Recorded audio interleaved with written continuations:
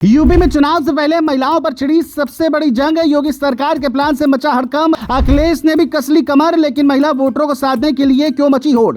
इधर योगी सरकार ने महिलाओं को 20,000 देने की कर ली तैयारी, उधर अखिलेश ने किया 40,000 रुपए देने का ऐलान। 27 की लड़ाई में किसका चलेगा सबसे बड़ा दाव। ये सवाल इसलिए क्योंकि इस वक्त सूबे की करोड़ों महिलाओं को लेकर नई चुनावी बिसात बिछाई जा रही है, जिसकी चर्चा यूपी से लेकर दिल्ली तक हो रही है। क्योंकि कभी चुनाव जातियों के नाम पर लड़े जाते थे, कभी बड़े नेताओं के चेहरों पर, लेकिन अब तस्वीर बदल चुकी है। आज हर दल जानता है कि अगर महिलाओं का भरोसा मिल गया तो सत्ता का रास्ता काफी आसान हो सकता है। यही वजह है कि 2027 के विधानसभा चुनाव से पहले महिला वोट बैंक सबसे बड़ा राजनीतिक मैदान बनता दिखाई दे रहा है।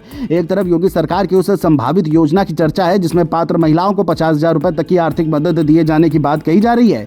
दूसरी तरफ समाजवादी पार्टी प्रमुख अखिलेश यादव ने इससे भी बड़ा दाव चल दिया है और साफ कह दिया है कि अगर उनकी सरकार बनी तो महिलाओं को 40,000 रुपए से शुरुआत कराई जाएगी और हर साल ये रकम बढ़ाई जाएगी। बड़ी बात यह है कि अभी सरकार की ओर से किसी योजना की आधिकारिक घोषणा नहीं हुई, लेकिन चर्चा इतनी तेज है कि पूरा राजनीतिक माहौल इसी मुद्दे के इर्द गिर्द घूमने लगा है। खबरों के मुताबिक प्रस्तावित योजना में चुनाव से पहले 20,000 रुपए की पहली किश्त देने पर विचार चल रहा है। इसके बाद आगे की किश्तों के जरिए कुल सहायता 50,000 रुपए तक पहुंच सकती है। भाजपा समर्थक इसे महिलाओं को आर्थिक रूप से मजबूत बनाने की पहल बता रहे हैं, जबकि विपक्ष इसे चुनावी तैयारी का हिस्सा बता रहा है। इसी मुद्दे पर अखिलेश यादव ने हमला बोलते हुए कहा कि भाजपा के पास चुनाव जीतने के लिए अब पैसों के अलावा कुछ नहीं बचा है।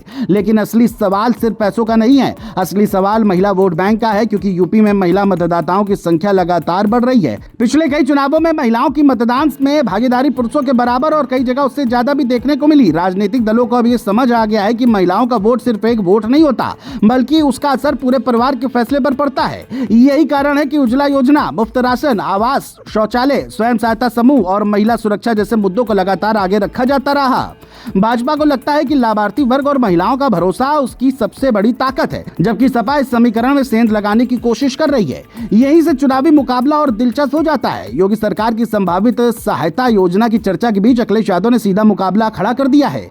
उन्होंने कहा कि सपा सरकार बनने पर महिलाओं को 40,000 रुपए दिए जाएंगे और हर साल इस रकम में बढ़ोतरी भी होगी। यानी अब मुकाबला सिर्फ वादों का नहीं बल्कि भरोसे का भी है। कौन सा दल महिलाओं को ज्यादा विश्वास दिला पाएगा, ये आने वाले महीनों में साफ होगा। इस बीच सांसद डिंपल यादव ने भी भाजपा पर निशाना साधते हुए कहा कि चुनाव से पहले महिलाओं के खातों में पैसा भेजकर उनकी सोच और फैसले को प्रभावित करने की कोशिश की जा रही है। अगर पिछले चुनावों पर नजर डालें तो महिला मतदाताओं ने कई बार राजनीतिक समीकरण बदल दिए हैं। बिहार, मध्य प्रदेश और महाराष्ट्र जैसे राज्यों में महिलाओं के लिए शुरू की गई योजनाओं ने चुनावी चर्चा का केंद्र बनाया था। उत्तर प्रदेश में भी अब वैसी ही तस्वीर बनती दिखाई दे रही है। अब 2027 की लड़ाई धीरे धीरे नए मोड़ पर पहुंच रही है।